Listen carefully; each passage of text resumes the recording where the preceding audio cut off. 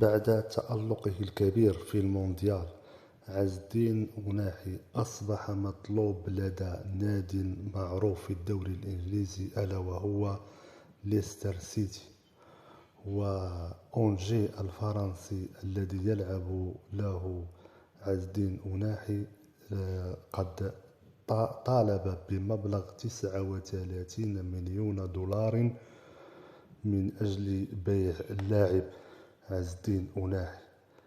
فأكيد بأن تألق اللاعب عز الدين أوناحي أدى ذلك إلى الرفع من القيمة التسويقية لهذا اللاعب الشاب الذي ينتظره مستقبل كبير، وهو مستقبل الكرة الوطنية.